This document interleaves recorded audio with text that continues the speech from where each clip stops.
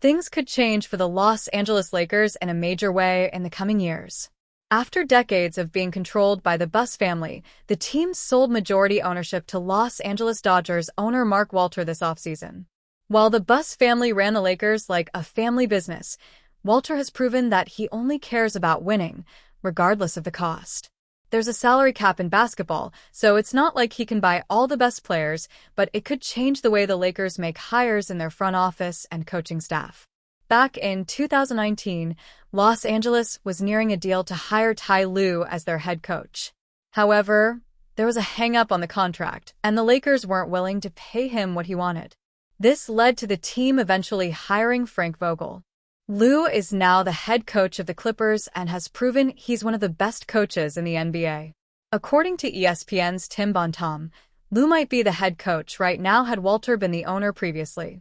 "I'm pretty sure Ty Lue didn't get hired by the Lakers because of money," Bontemps said on the Hoop Collective podcast. Brian Windhorst clarified, "I think Ty Lue was underwhelmed by the contract offer. I don't want to sell only because of money." That won't happen again if Mark Walter owns the Lakers. That's just a fact. They're going to become a more modern organization when he takes over, Bontemps added. Is JJ Redick safe? JJ Redick did an impressive job in his first year as the Lakers head coach. The Luka Dončić addition helped the team, but Redick had them on track for the playoffs before that deal. The way he was able to figure out how to integrate Dončić into the lineup was also impressive. However, the concern with him is playoff performance. Redick is a relentless worker as a coach, but that could lead to overthinking in the playoffs. Unlike some other franchises, the Lakers' success isn't gauged by how they do in the regular season. A Lakers season is measured by whether they won a championship or not. Anything less is usually considered a failure. Redick isn't even close to being on the hot seat yet, but his leash won't be very long if Los Angeles flops in the playoffs again. Hard to know what Walter will change. Walter hasn't started to exert his power yet. Jeanie Buss is technically the team governor for the next several seasons, but Walter is still in charge. At first, it's easy to see him being more hands-off. The previous regime did land Dončić and LeBron James. The Lakers could compete with those two leading the team. Walter will likely start to get more involved if the team starts to struggle. That could lead to sweeping changes to the front office first. He would likely overhaul the front office and allow them to choose the next coaching staff. If the Lakers win, this will be a non-issue for now. You do not have to read too deep between the lines to see what Luka Dončić is doing. Every time he talks about the Los Angeles Lakers' future, he keeps bringing up one name, Mark Walter. It's not Jeanie Buss, not Rob Pelinka. Walter. According to ESPN's Tim McMahon, that is no accident.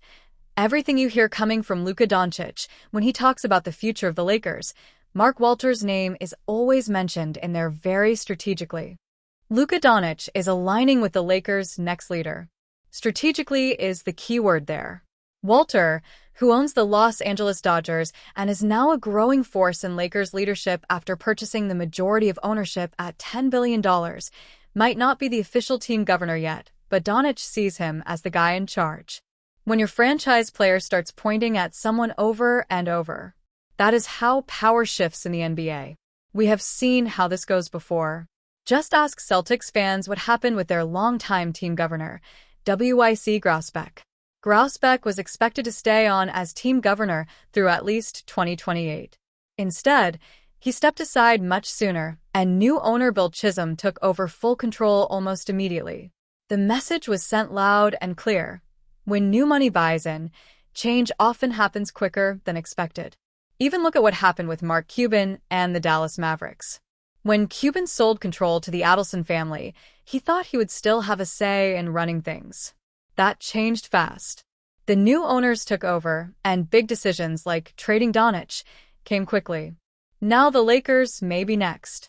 Officially, Buss still runs the day-to-day as the current team governor.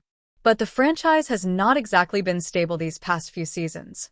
There have been constant coaching changes, inconsistent rosters, and early playoff exits.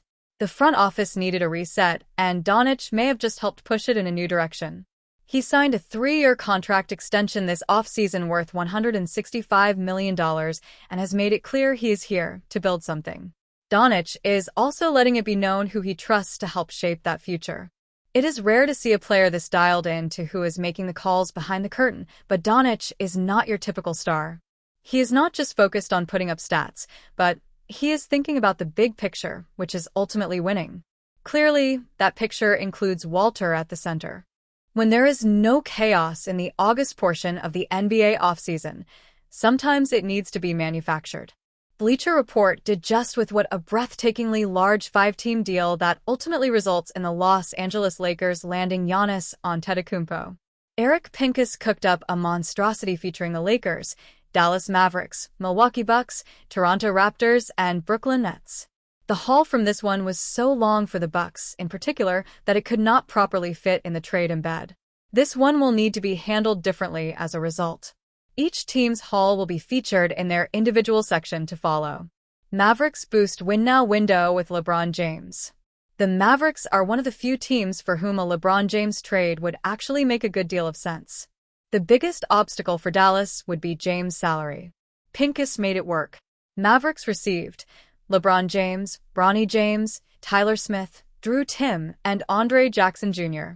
It will materialize more so as the article goes along, but the Mavericks essentially unloaded their depth to match up for James' price tag in 2025 to 26.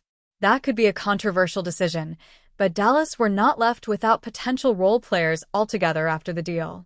Jackson displayed upside as a 3 and D option with the Bucks in 2024 to 25.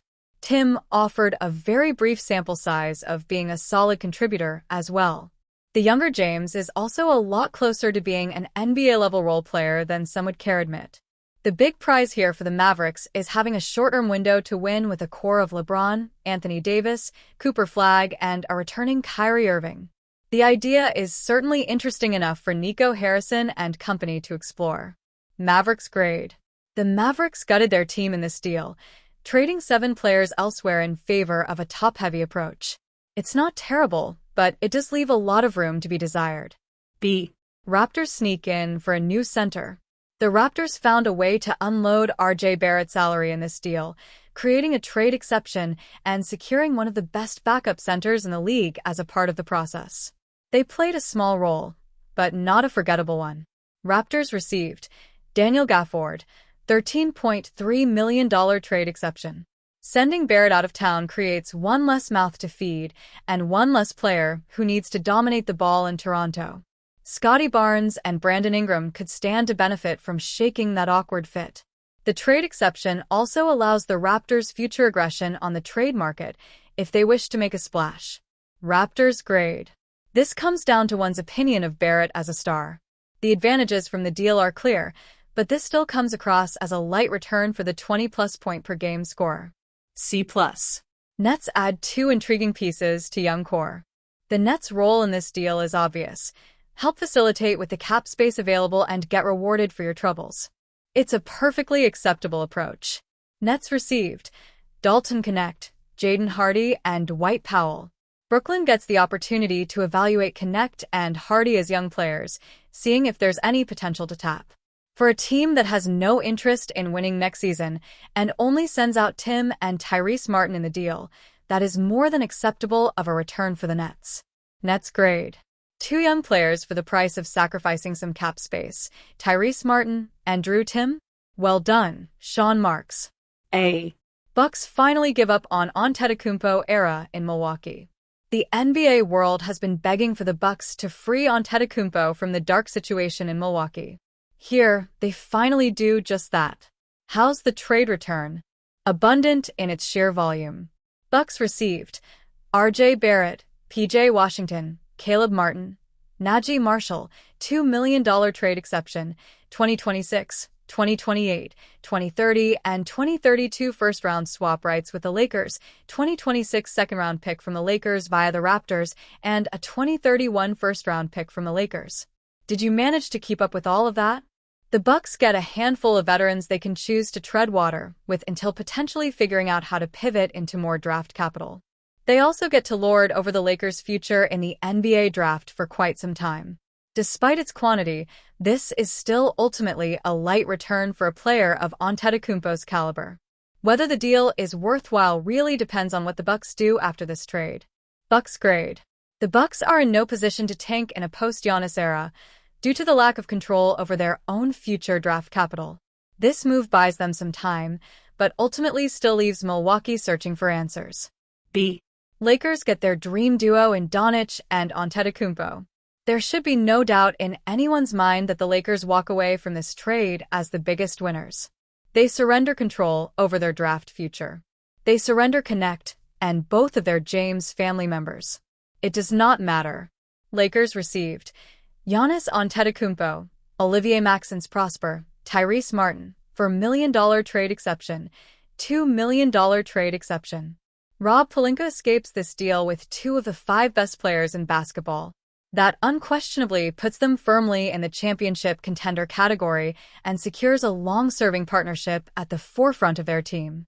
Dončić and Antetokounmpo is enough to make any team they are a part of a title hopeful. Exiting this trade while holding on to Austin Reeves as a third star is a massive victory as well.